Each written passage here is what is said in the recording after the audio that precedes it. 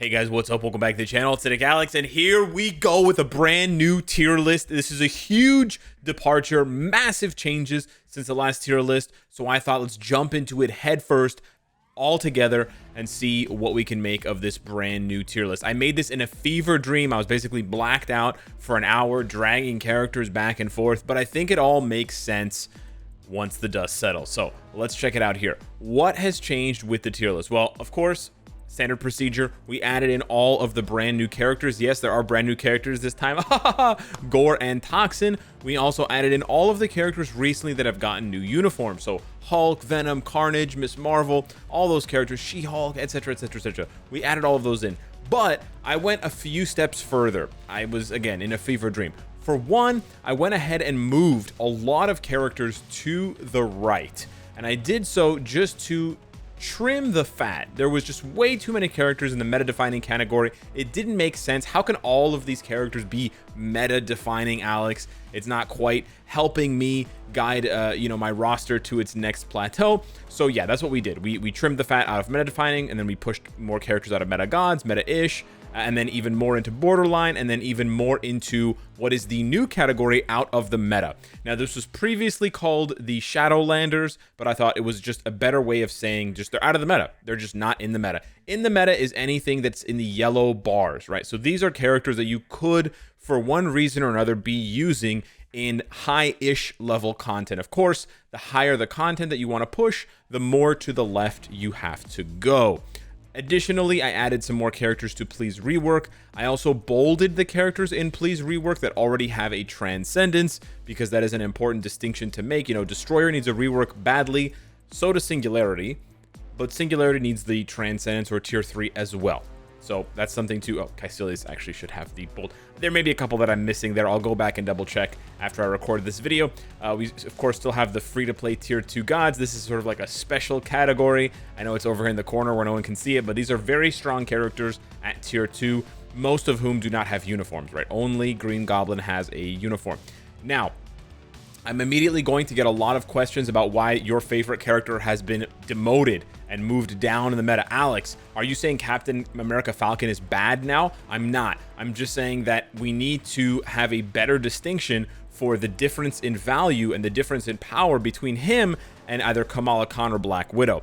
And it just wasn't sufficient enough to have them so close together on the tier list. Not that specific example, I'm just pulling that one out of thin air. The other change I made was that I swapped the lead support over to the left, and I moved borderline to the right. And I wanted to do this for two reasons. For one, it makes more sense. It flows better for the tier list, and two, it highlights the value of leaderships and supports more.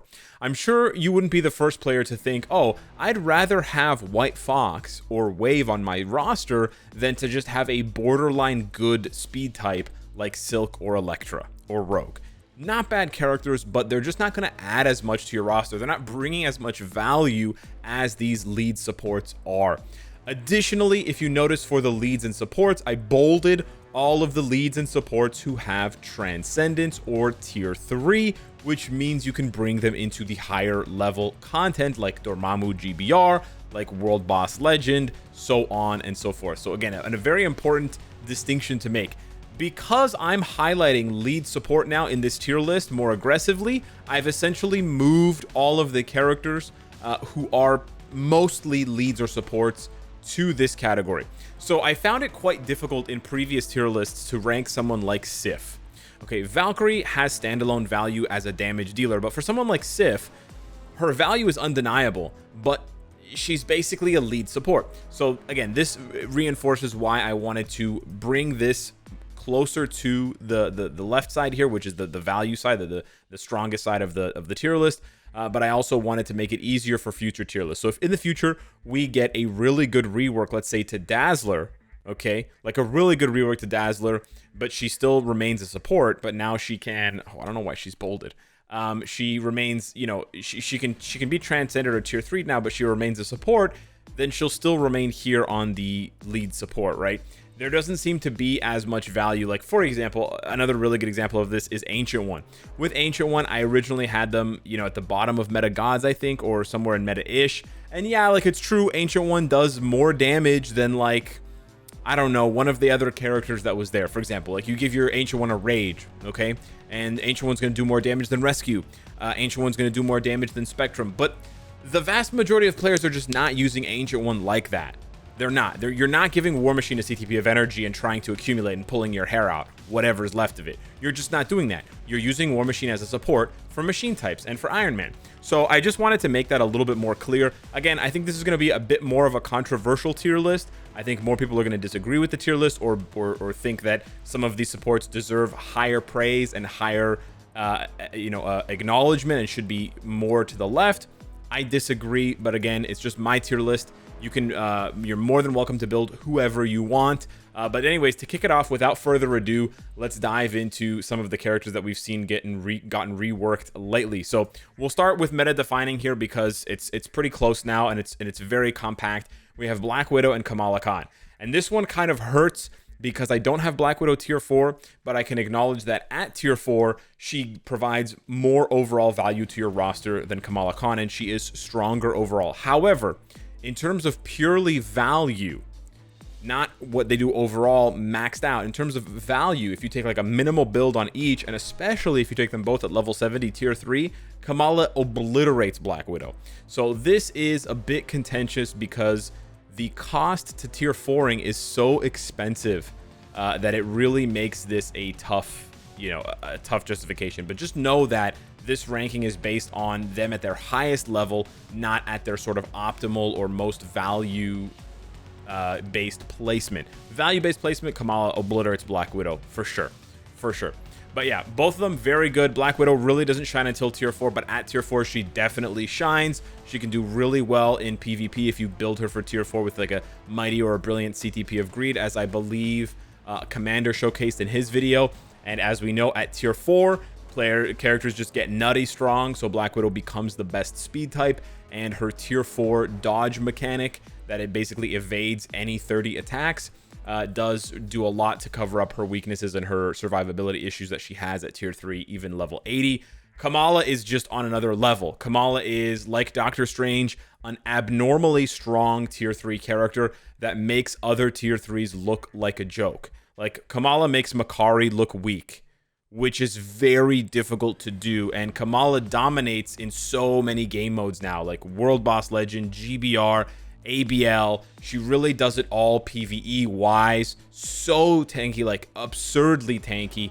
Really cannot say enough about her to really emphasize her value because it's almost limitless. As far as the combat class goes for meta defining, it has shaken up a lot. We had Shang-Chi and Moon Knight here originally, but their value has definitely dropped, not only with the introduction of these other combat types, but just the evolution of the game, GBR Dormammu, and now ABL, where you're starting to see some value creep up for some of these other characters. Venom is insanely good at both level 70 tier 3 and tier 4, so you sort of get the best of both worlds, unlike Black Widow.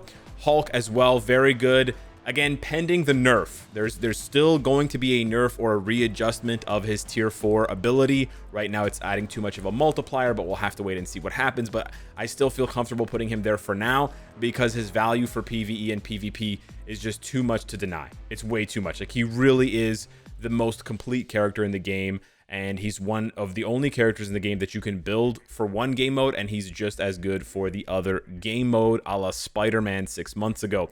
And then Carnage. This one's a little bit of a flyer. I haven't had much time to rank Carnage and test him out, but I'm going to put him here based on some anecdotal first-hand and second-hand reports of his PvP abilities. I will say this, you absolutely need to have the artifacts for PvP. So I hesitate to say that it needs a max build, but it probably is justified saying he needs that max build. But with his artifacts for PvP, he is proving to be a bit of a menace. So keep your eyes peeled for tier 4 Carnages in the wild and PvP, because you may start to see more of them than you'd like. We're going to skip the Blast class briefly just to go down to Universal. And this one's funny because previously the Universal class had the most, I think Universal or Blast had the most in meta defining. But then I sort of looked at it and I thought, you know, in terms of the value that Thor and Loki bring, is there anyone that comes close? And the answer is kind of no. Like, Jane Foster's really good for World Boss Legend, but that's about it. Scarlet Witch is really good for ABX, and she's pretty good for GBR, and that's about it. Thanos is really good for PvP, and that's about it. So you can see these are all kind of one-dimensional characters. Again, most characters in Marvel Future Fight are one-dimensional. I don't mean to single out these 3 universals. Please don't come at me, Scarlet Witch fans. But it sort of rings true. But then you look at Thor, World Boss Legend, Alliance Battle Extreme, Alliance Battle Legend, GBR, Dispatch, Dimension Rifts. And same thing goes with Loki to a lesser extent, right? But Loki is sort of like the cheaper version, right? It's like Thor Light at this point. Obviously, Thor is gonna eclipse Loki because he can go to tier 4. He has an artifact, etc. But I do think these 2 characters really emphasize the gap that they have between them and everyone else for the Universal class specifically. And then for the Blast class, I have to admit I had a difficulty narrowing the list down further than this. Okay, let me go through them and explain. Iron Man, I think, is just insanely high DPS and one of the most flexible characters in the game because he can go blast hero or blast villain. So he gives you kind of the best of both worlds. He's like Chanel, is a C on both sides. Blue Dragon, extremely high DPS and can be converted to PvP with very good results, although Sunbird holds her back. Storm, super high DPS and the only mutant we have. The only strong mutant we have outside of Iceman. So these 3 were basically no-brainers. I had to have them in meta-defining because they literally define the Blast class. But then I'm like, Doctor Strange, he's basically Kamala Khan levels of busted for a tier 3. And he obliterates those 3 characters, Iron Man, Blue Dragon, and Storm, at tier 3. Like, he knocks them out of the park. So how does he not deserve to be there? But then I'm like, Adam Warlock is literally stopping Hulk and Carnage from running the meta in PvP. So how can he not be there? So really, I encourage you, down below in the comments, try to explain why all 5 of these don't deserve to be meta-defining. I would love to hear it. With that being said, yeah, I demoted Mephisto and Moonstone. Come at me. What are you going to do? I think this is true. And you know what? I know, Sharon Rogers, meta-ish. Honestly, I wanted to put her in borderline.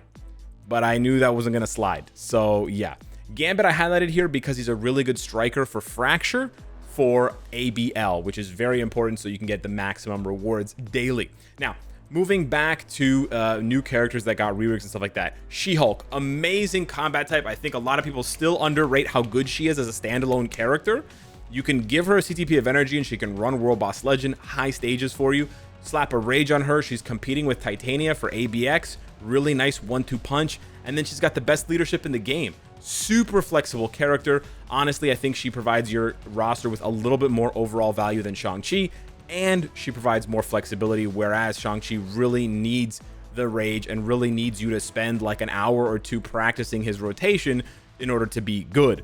Toxin and Scream, although very strong characters, just really don't bring anything new to the combat class. And although they have some quirky, fun stuff for things like Alliance Conquest, their Scream's survivability and then Toxin's, damage, they both sort of just teeter-totter and they kind of just have better options. They're just better alternatives. Toxin gets some bonus points for being this good without a uniform.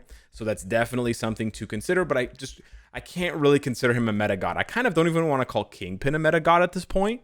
But yeah, I'll leave him there for the time being. But yeah, I kind of think that the combat class is a little bit too bloated. My own personal bias affecting that there.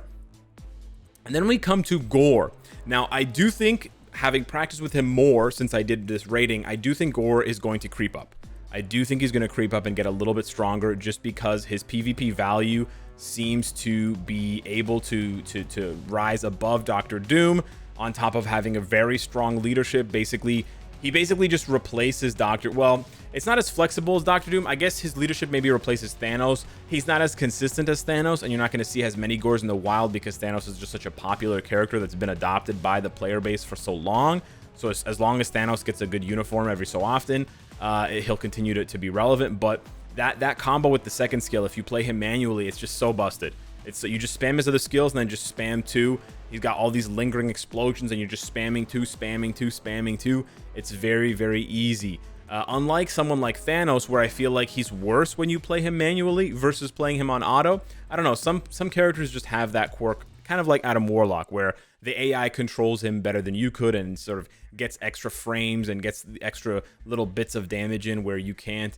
So it's interesting. Again, I teeter between putting him in meta at the top of meta-ish and sort of undervaluing him, or putting him here and maybe overvaluing him. But yeah, I made a 20-minute video on his PvP value, so I do think that is an important thing to watch if you are more curious as to a long-form explanation for what I think of Gore.